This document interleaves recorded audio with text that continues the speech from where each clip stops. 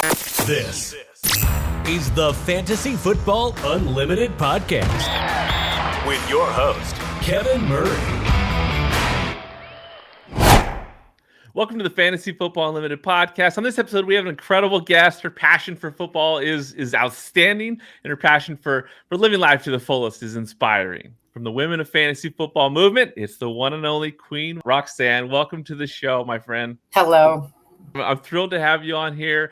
A ton to get into on this episode. So let's first maybe share with the listeners and viewers what you're doing these days. Yeah, you got roles with the Club Fantasy, Women of Fantasy Movement. You got the Sports Affiliation, and with On the Field. Yes. So Club Fantasy with Women of Fantasy Football. I do an article weekly, which I haven't done because I've been busy mostly.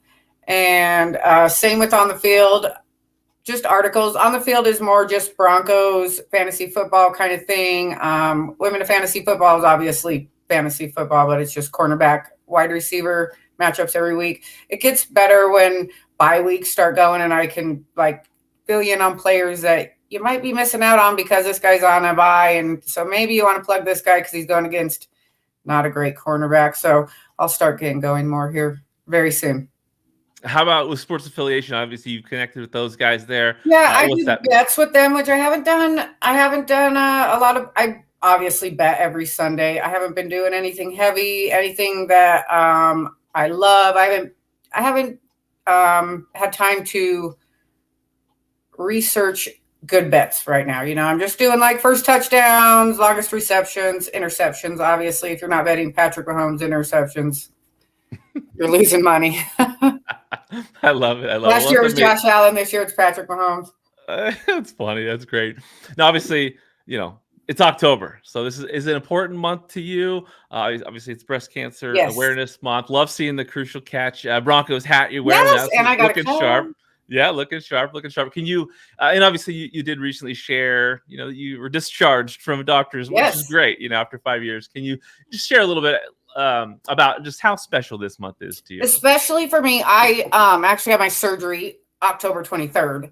So that's it's a big pink month for me, I guess you could say. Usually on the 23rd, I have a party or dinner with my family, whatever. Like the first year I had a big party and thanked everybody. And like you said, I just got discharged. It was 5 years, obviously not exactly 5 years, but October 23rd, it'll be 5 years. And the way everything lines up, I got a little early, which is the best news ever. Yeah. You can't wish for anything better when you go through something like this, right? Yeah. Right. Obviously, thrilled for you with that. Obviously, you've got a ton of passion for life, and you clearly have a passion for sports. Where did sports fall in? Like when you grew up, were you a big sports fan growing up? Has it been a part of your life all this time? Football has. My parents always had, for whatever reason, football parties, and they weren't always big or anything, but my grandparents would come over, aunts, uncles. My dad was a Raiders fan, and my mom is a Seahawks fan. So it was like, and we live in Colorado. We always have, they moved to Seattle for 3 years before I was born. They never lived in California. My dad's not from, they're from New York. Oh, funny. So were you just conflicted as a kid? I gotta find the team. It was always Broncos. I knew that. My brother, sister, they made sure it was always we're Bronco fans no matter what. Okay. So I've always been a Bronco fan. Obviously, we'll get into the. We'll get into the other obsession. So when it comes to just being a fan, is there one loss that you would say is the worst loss you ever experienced? What was that? Yeah, it was. I have the date written down. January 15th, 2013.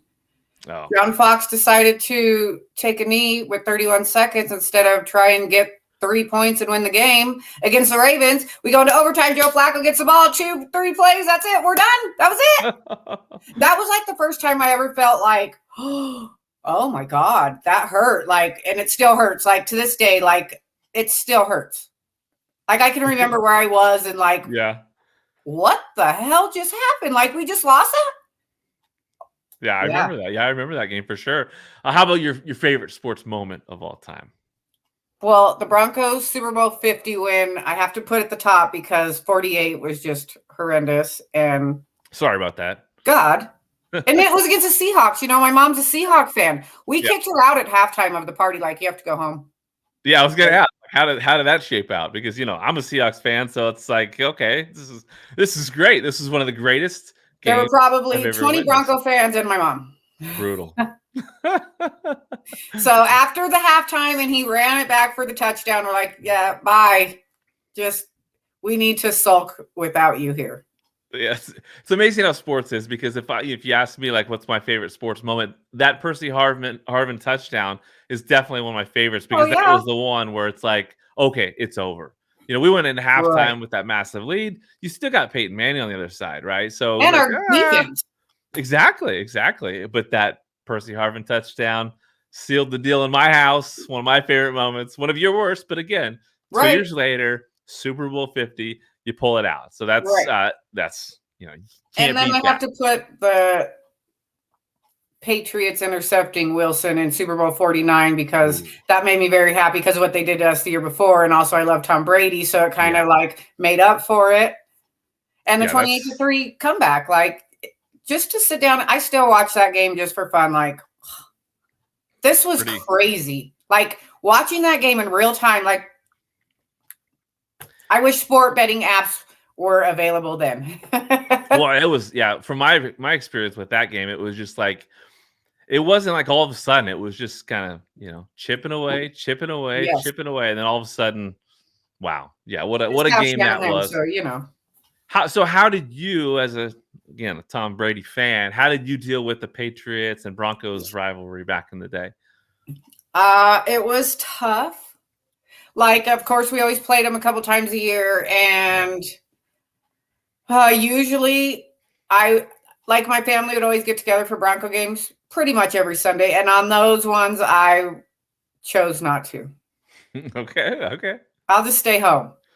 Yeah. I'm cheer for the Broncos, but obviously Tom Brady's on every fantasy football team I can have him on, so I'm going to cheer for him too. And always conflicted. Like, one time my brother got us tickets to Broncos Patriots, and he got us club level, like, right?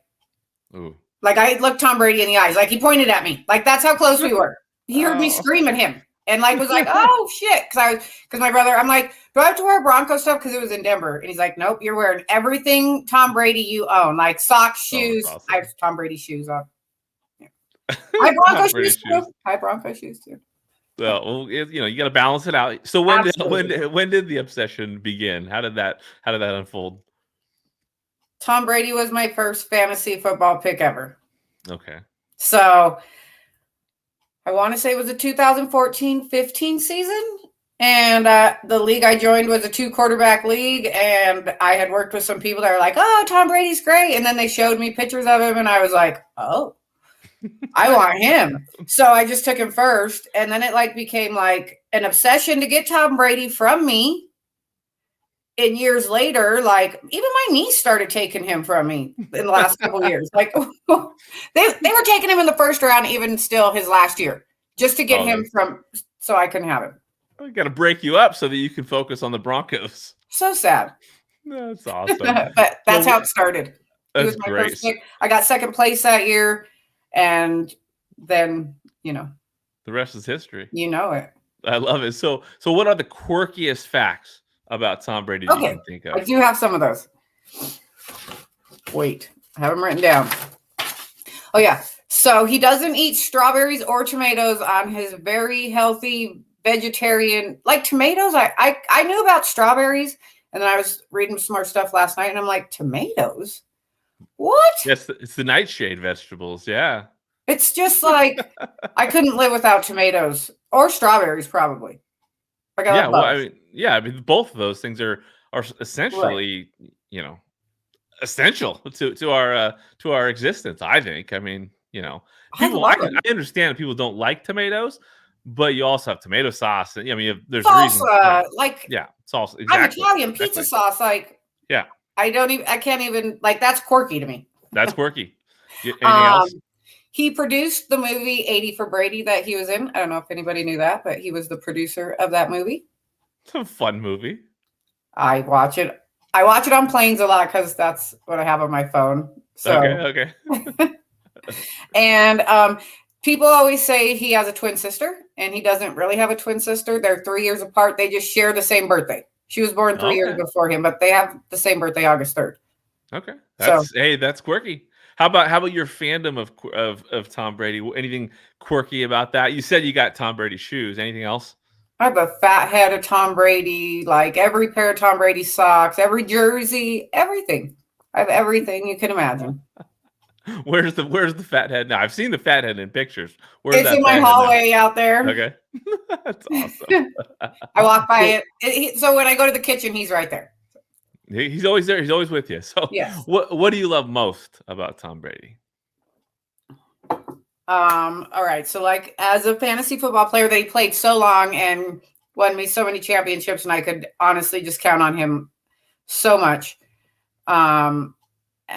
And everything. I love everything about him. There's nothing I don't love about Tom Brady. He's pretty exceptional. Now that roast had to have been fun for you. Yes. What did you think? Yeah. What did you think of that roast? What was your favorite moment in that roast? Oh, well, I got to give it to Nikki Glazer. I think she came up there and just buried everybody before her and after her. They couldn't even stack up to it. I thought she hit on every single point hilariously. And of course, for somebody to do that, to let other people talk to them, I don't know how you do it. And I thought Tom handled her especially very well. Because she threw jabs for sure. Yeah, she went after it. If you're going to watch any part of that 3 hours, just watch Nikki Glazer's part. If you don't want to watch it, there are people that didn't watch it. Like, what? Yeah, how could you not watch it? But you bring up 3 hours. That's crazy. Like, that's incredible that he sat there for 3 hours. And the drunker they got, it was just awesome. I think roasts are fun. And if you can be a person that can take the heat like that, more power to you. I'm not sure that I could. For sure. Is there anything you would change about Tom Brady? That he played longer for me. Okay. Like, can you come out of retirement for us one more time? Like, I thought when it happened, it was a dream. Like, I woke up because it was like 5 a.m. It was super early. And I had just woken up probably to pee. That's what I do. Of course. And I saw it on my phone. I'm like, what? And I went peed and I read a couple things and I laid back down and I fell back asleep and I woke up maybe an hour and a half later. And I'm like, no, that was a dream, right? And then I woke up and saw it and I'm like, oh, that hurts. It's terrible. So you mentioned that he was your first pick. So when was it, that you discovered? How did you discover fantasy sports? You just got invited into the league? I worked with a whole bunch of guys and they'd come in every Monday morning and we'd always talk about football. I liked football, obviously, before I got into fantasy football. So we would always talk about it, the crazy plays, the refs, always, it was just, it seemed like back then it was just as crazy as it is now, and we're all still shocked every year when crazy things happen. And so he said, hey, next year you got to be in my fantasy football league, and I'm like, what's that? And he told me, I'm like, what? It blew my mind because I had no idea, none. And so the next year I got in their league and I was the only girl. And I don't think they liked that I came in and got second place my first year. I'm still playing with them, so they didn't hate it that much. Oh, nice. I love that. So let me tell you a real quick story about the guy that got me in that I told you about just now that I always would talk with. He actually just died last October, I want to say. Oh, geez. He was old, 67, lived a great, fun, very exciting life. Yeah. And when he died, his son asked me to take his team over last year. He's like, hey, will you take my dad's team over? Of course, it was actually a really good team, and I ended up getting second place with it, which I was pissed about because obviously I wanted to win. Yeah. So then this year, he's like, hey, that team's for you. I'm not offering it to anybody else, so you got to come back and run that team. So I did, and until yesterday, I was undefeated in first place, and now I'm in second place just by like 4 points, and I lost because I put in Wicks instead of Higgins. Oh boy! Oh, you would have sailed to victory with that.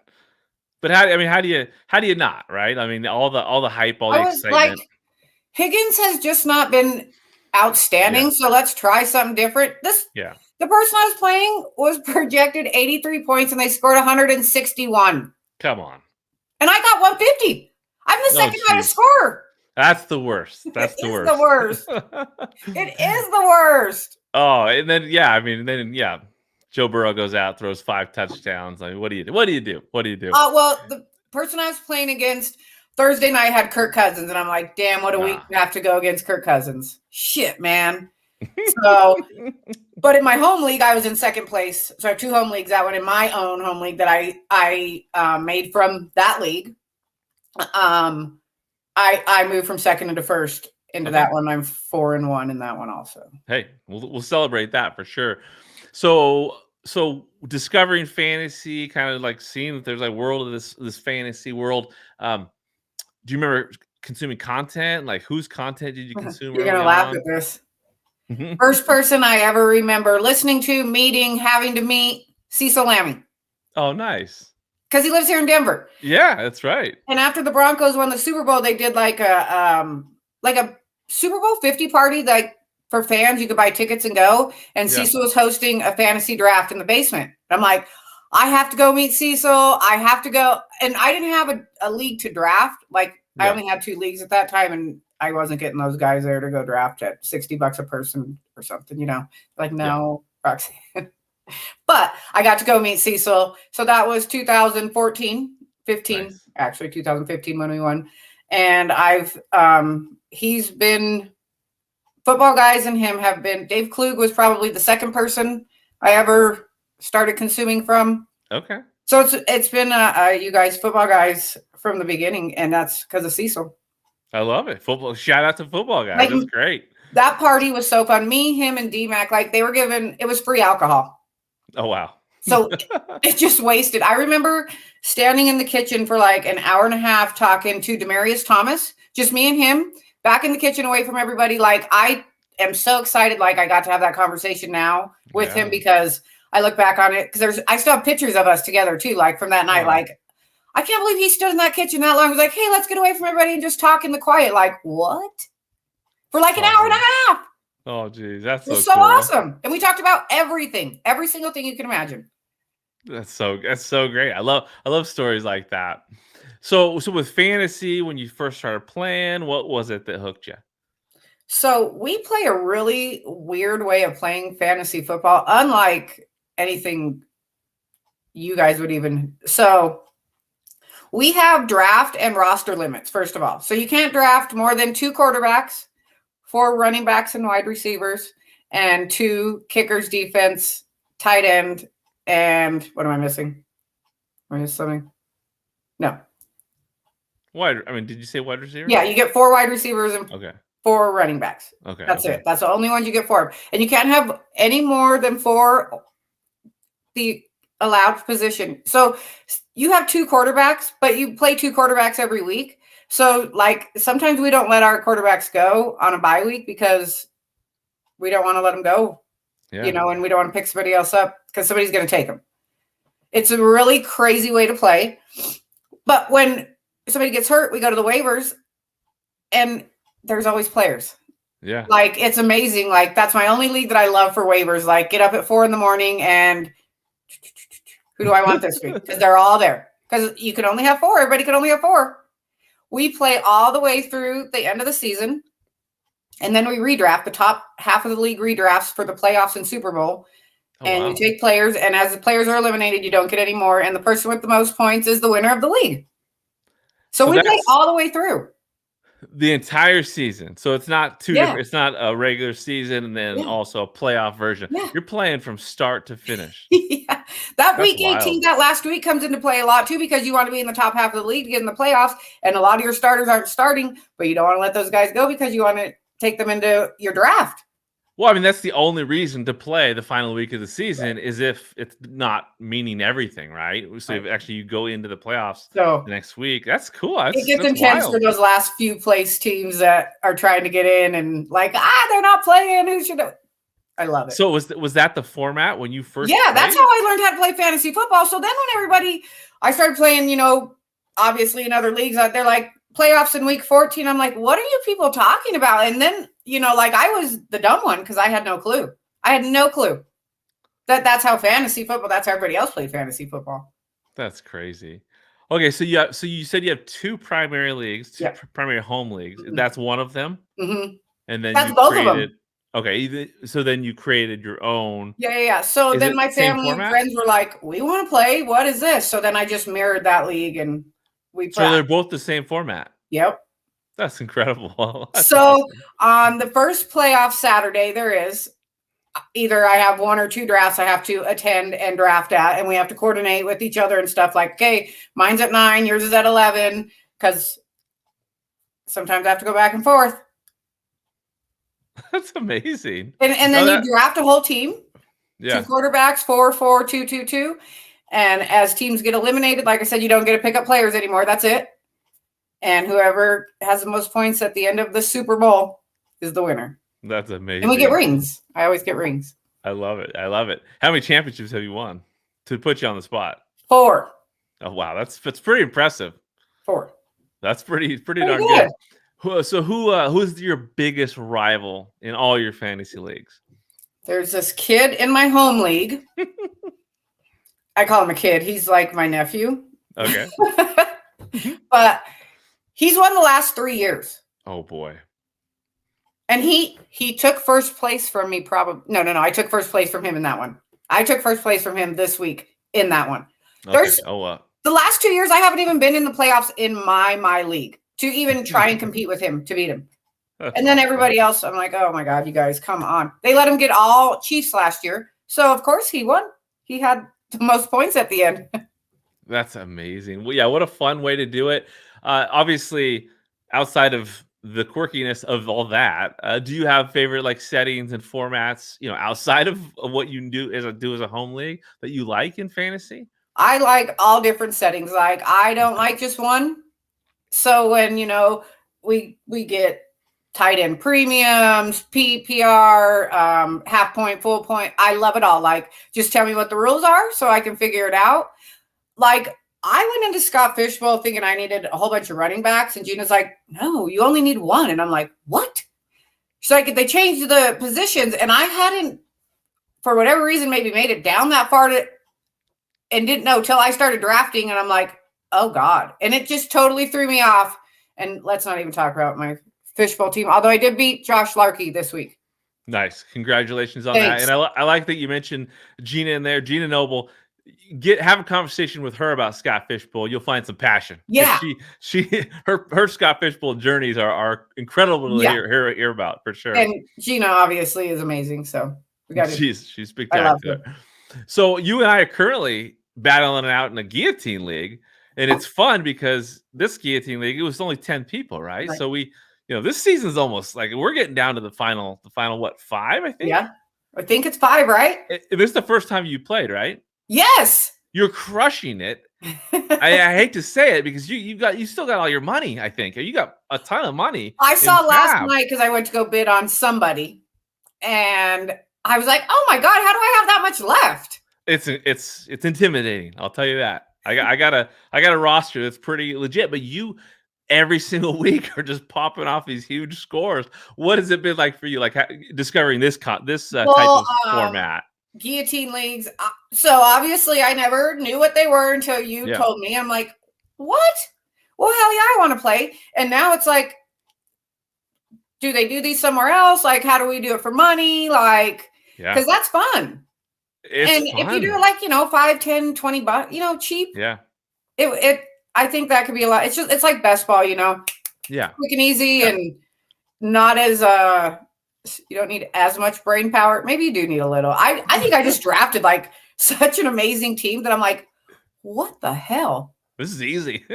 No, I just got really lucky in the draft with all you guys. Like, I was just like, I can't believe I drafted this good of a team with who I'm drafting with, No, it's impressive.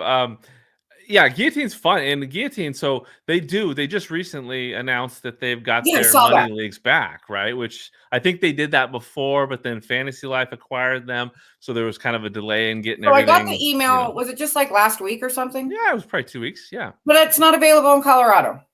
Okay. Yeah. Bummer. So hopefully soon. Hopefully soon, because the intensity of Guillotine leagues, especially when you're kind of towards the bottom on those Monday nights. or Sunday night, Sunday night, Yeah. Monday night, it's pretty intense. It's Yeah. it gives you a playoff vibe just playing in the regular season. Because if you don't know about Guillotine, you lowest scorer of the league gets chopped. They're done. All those players go back to the free agency market. And so your season's over, but it's fun and intense during the process. So I like what you said about, doing it at, with like money leagues or online leagues like a best ball you draft. Yeah, it's a fun format for sure. I'm glad you're enjoying it because I love it. Like I wish I would have known more before, or gotten in more of you, even on that app, Yeah. It's like best ball. It's just a completely different way of playing. Like I'm not playing against anybody. I just need to score more than the bottom person.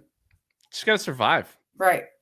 But yeah, it's fun. I'm shocked by it every week. I'm like, wow. It's a cool format. Yeah, you do. You score a ton of points, but it's cool because I think Fantasy Life is probably gonna really grow the game, which is it's a great home for it for sure. It's fun. It is definitely a lot of fun. I appreciate the invite and just learning. I like learning about different formats and all of it.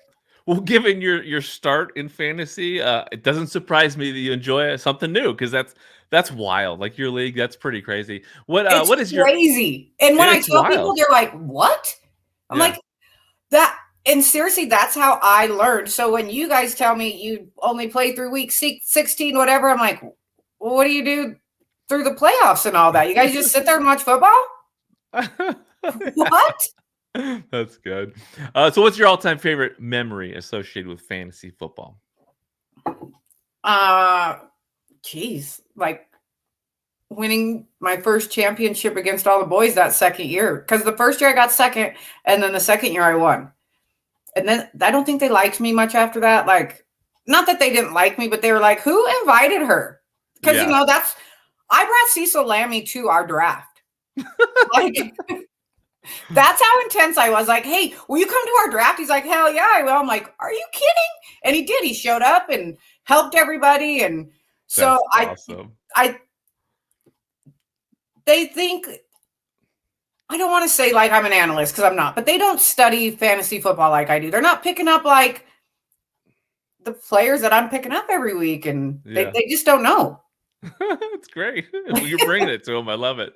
So when was it that you like realized that there was like this whole world of content creators out there? Not till I got on Twitter. Okay. And I think so. Whatever year Scott Fishbowl 9 was, so 5 years ago. Yeah. 2019. Yes, it was when I got diagnosed with cancer. It was my first year. I got in a Scott Fishbowl. It was a satellite league. So Scott Fishbowl 9 satellite league. I had just like got on Twitter and then started because I obviously probably followed Cecil and Dave were probably some of my first people I found. And then, obviously, Twitter works. Yeah. And I don't know. You just, So you discovered Twitter and did that kind of pick up really quickly? Did you kind of grow on there pretty quickly? No, not till like maybe Scott Fishbowl 11. Every year, you got it. So it's Scott Fishbowl 10. I got in. I got second place in my division, and I got in real Scott Fishbowl in 10. And I think I got like 200 and some more followers than I had, which like doubled my follower count. So every year, you get Scott Fishbowl and you get your invite, and then you get all these new followers, and that's really how I connected with everybody was from my invites for a couple years and just following people following me. Okay. So what made you decide to get like more involved in content or in just get involved in the community? It's crazy. Just naturally happened? Probably. I remember the first person I wrote for was this like really young kid in Florida, and I wish his name was Tyler Moss, I think. Oh yeah. And I just did like a riser faller article every week, and then he got hired with somebody else, and we didn't do it for him anymore.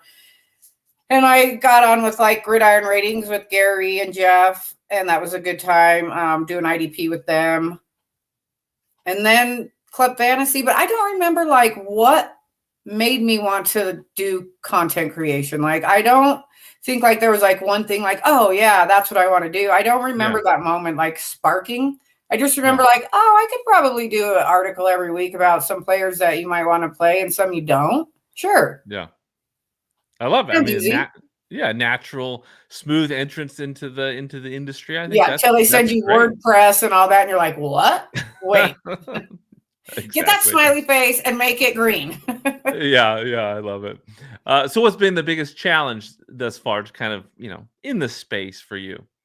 Just I'm not big on social media. So I'm not on there a lot. I don't promote. I don't do anything on there. So that's and like trying to get into doing that, I just can never make myself.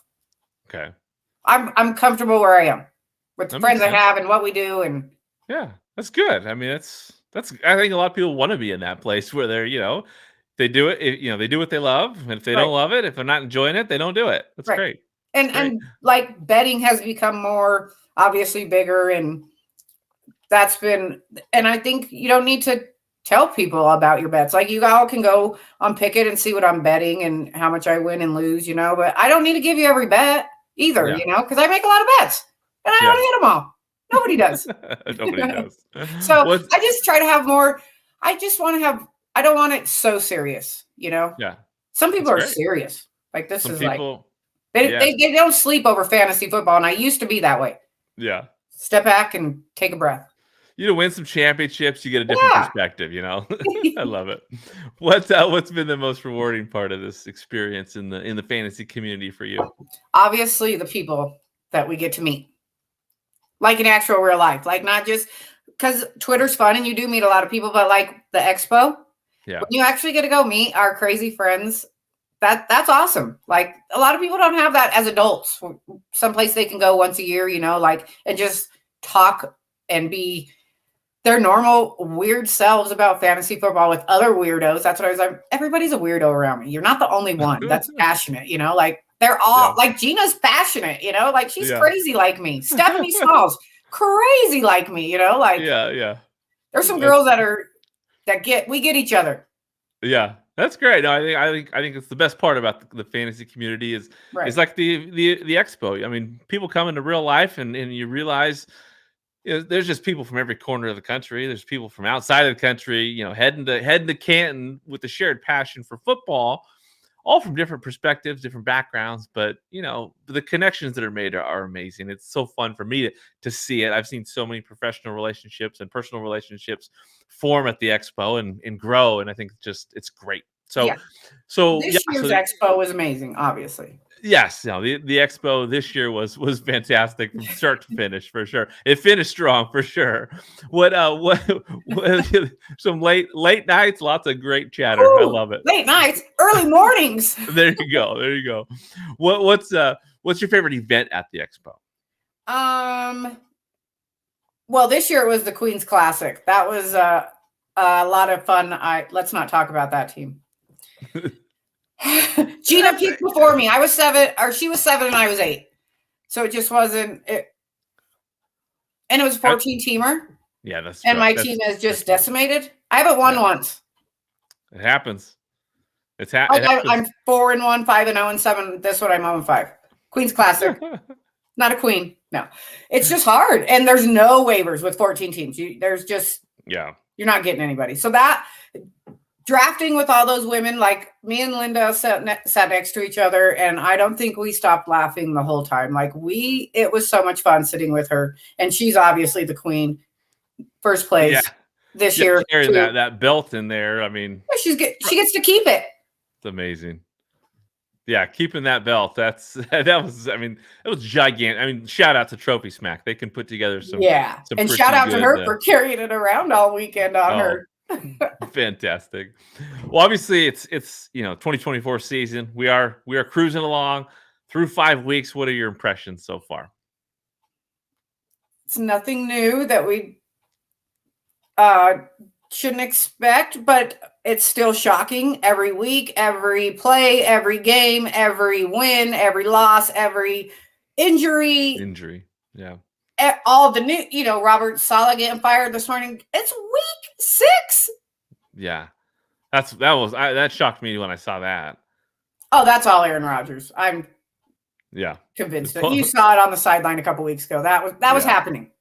Yeah. That was happening. It's incredible. It's what are you just, looking? every year it's crazy to me. This year, I think this will be a year that we remember. I think we have to draft a different way next year, maybe.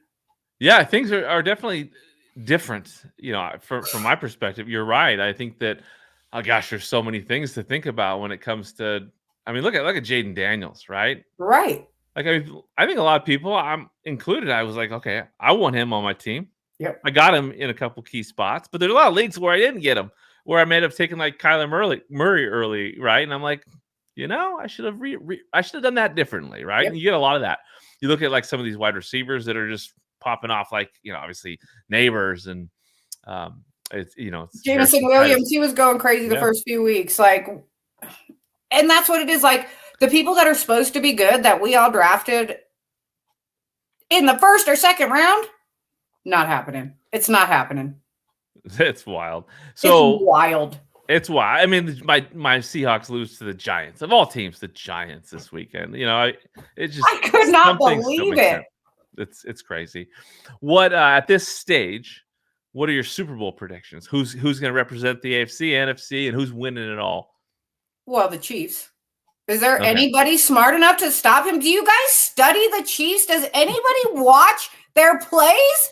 Do you know they have Travis Kelce? Why is Travis Kelce open in the 20 yards downfield?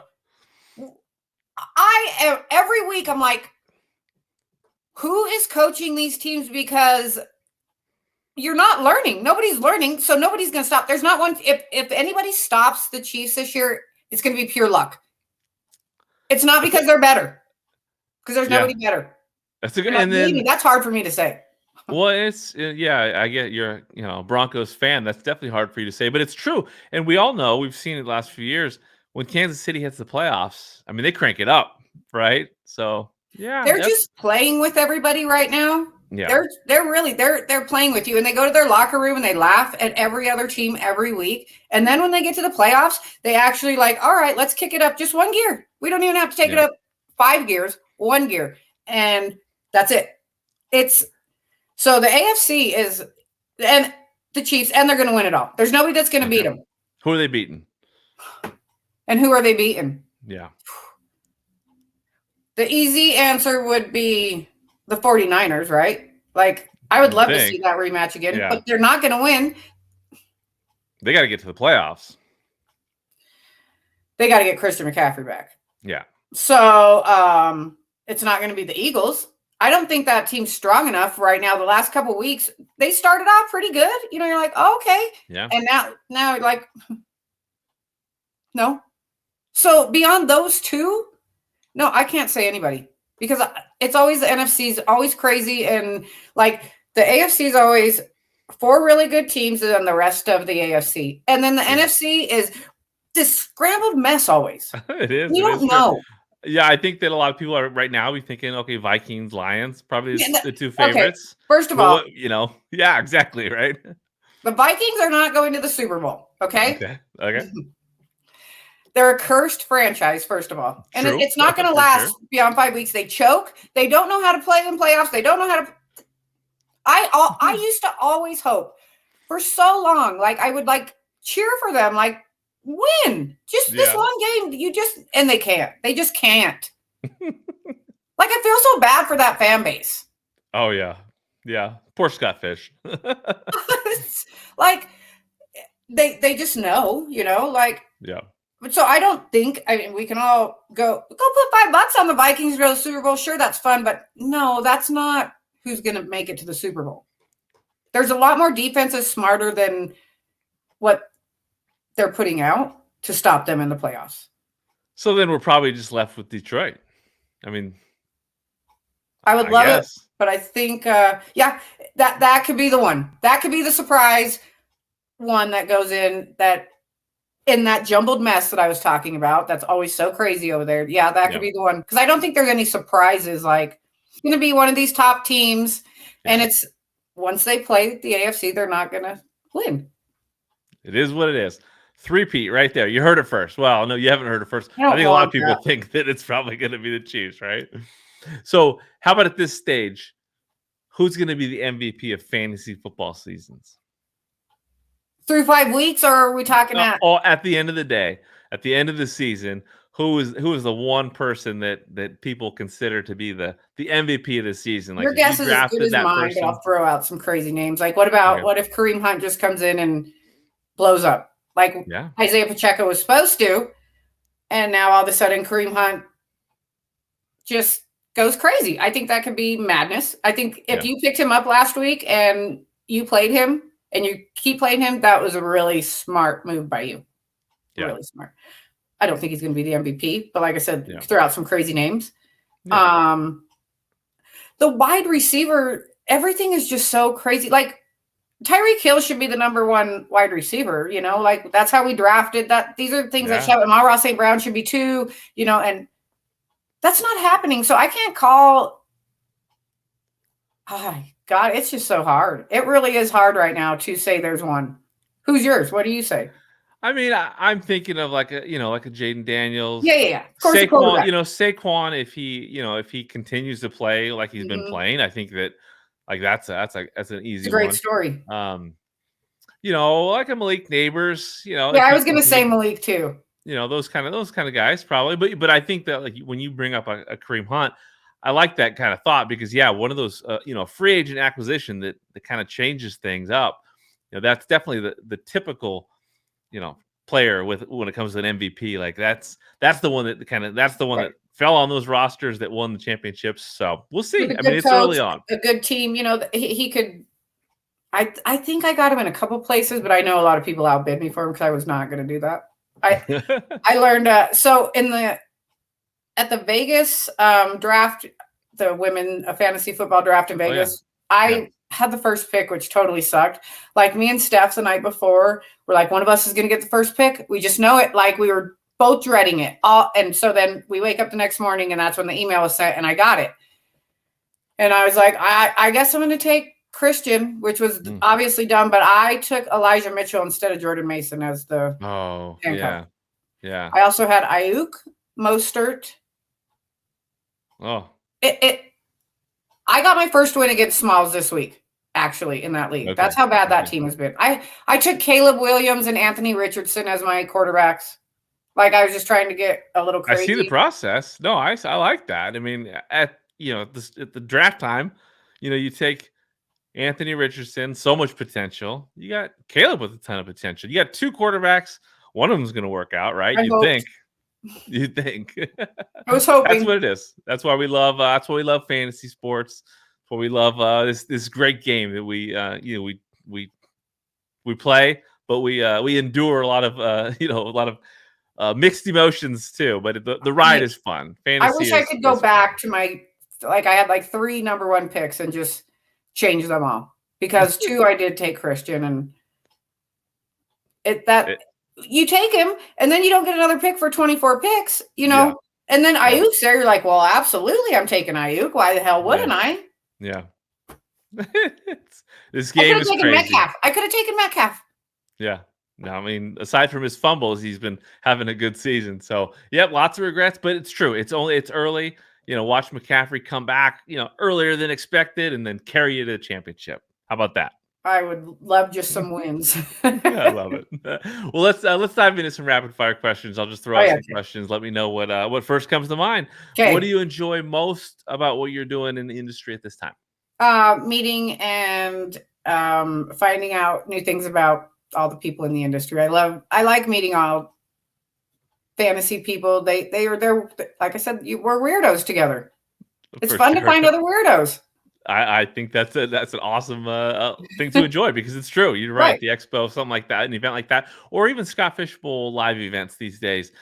Amazing. Crazy. It's fun. It's fun to have a local event that you can go to and meet people that are in your community. I love how you met Cecil Lambie and knew Dave before you kind of got more involved in the industry. That's awesome. That's what it's about. Community, fantasy sports about. And that's my favorite. I love it.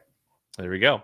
What is the best throwback uniform in the NFL? Well, did you see the Broncos on Sunday? I know, and I'm wearing this. Absolutely. I chose to wear And this that's my because second I feel favorite. threatened. Okay, No. does it? Okay. Seahawks, their throwbacks are my second favorite. They have really great throwbacks also. So it's the Broncos and Seahawks, I would say. There you go. I love. Some people like the Bucks creamsicle, but are you They're not my you favorite, really though. like it, or is it quirky and cute? You know, Yeah. I mean, but no, I agree. I saw those Broncos uniforms, and I'm like, that's nostalgic for me. You know, I Right. grew up, with Seahawks and Right. Broncos in the same division. Right. I hated the Broncos. Elway tortured me as a child. But man, seeing those uniforms, they look good. So I had to overcompensate by wearing a Seahawks hat and a Kingdom shirt because I was kind of feeling, insecure about how good looking those Broncos were this My mom weekend. would love you. Okay. Well, there you go. What are your favorite hobbies and activities outside of sports? I like to camp. I like to go shopping with my mom. When football's on, there's nothing else I do. So don't try to get me to do anything that doesn't involve football. If you do, I'm not having it. But in the summer, I'm all about, camping, taking drives to go, like soon we'll go take a drive to watch all the aspens. They're starting to change. And that's really a fun, I enjoy nature. Yeah, it's hard not to in Colorado, right? Yeah, exactly. We have great, I love Colorado. I hate our weather, but I love Colorado. Yeah, it's pretty spectacular there. What's an all-time favorite TV show for you? It's Friends. Oh, yeah. I mean, it's what I go to bed to every night. I turn Friends on, set a sleep timer for an hour later, but that's what I go to bed to every night. I love it. They make me laugh every single day. I don't know how people say that they don't think Friends is funny, but that's your choice. Yeah, it's an incredible show, and they're wrong. Right. It is hilarious. Yeah. My other Sex and the City, but that's not as funny. I like funny. Yeah. More funny, but Sex and the City is my second favorite. And then I'm a little weirdo about 90 Day Fiance. If you ever watched that fun drama. Okay. No, I don't know that one. I'll have to look into that one. How about an all-time favorite? It's good, huh? Okay. How about an all-time favorite movie? Titanic.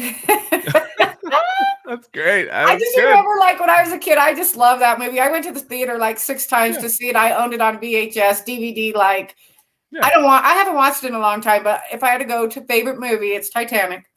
Because Jack Dawson, obviously. Yeah. I mean, he played the role well. Right. Leo did. Well, how about an all-time favorite sports movie? A League of Their Own. I loved that when I was a little girl. That was really I still remember that's awesome. They put girls in baseball uniforms and their little skirts were so cute. And so I thought about that question a lot last night. I'm like, no, it's definitely A League of Their Own. Yeah, that's an amazing movie for sure. Who's your favorite artist, band, or musician? Tool or Metallica are my top 2 favorites. Go to their concerts a lot. That's who I'd have to say. That doesn't surprise me given your email address. So I'm so glad I hate giving, I made that when I was probably that's awesome. 15, 16, when I really loved Tool. And now it's really embarrassing to give that out because I love it. Some people could interpret it. Smart people that know the band like you.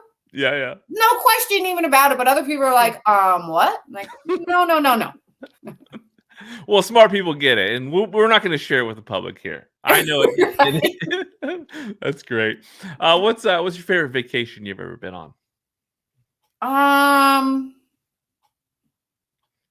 We went and took a spring break at Lake Havasu in Arizona one time. Okay. And that was a lot of fun. It was like a real spring break, beach, crazy. We rented jet skis, and it was just a lot of fun.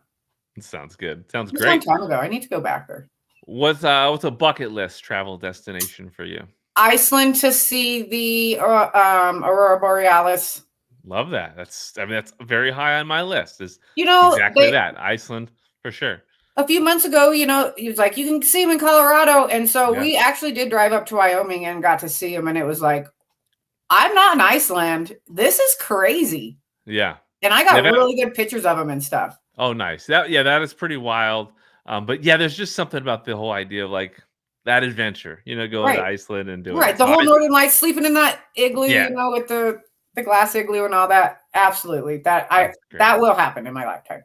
I agree. I'm gonna do that too. So what at this time, or what are you most grateful for?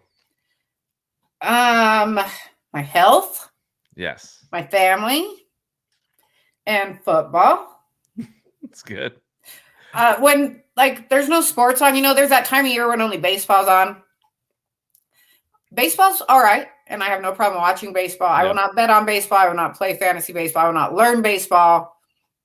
That is a depressing time of year. It is awful. Yeah. Like I go through, obviously, sports are a dopamine or something for me, because when that's only on, I can really tell I'm like a depressed, like it's middle of summer and I'm sad. Like, no. We got to figure something out. And then, football obviously starts coming in and things start happening. But that 1 month is really horrible. And now we're going to get football, basketball, and hockey very soon. So yeah, life is good. It's a good, like good the first time Avalanche game's tonight or tomorrow. I think it's tomorrow. Yeah.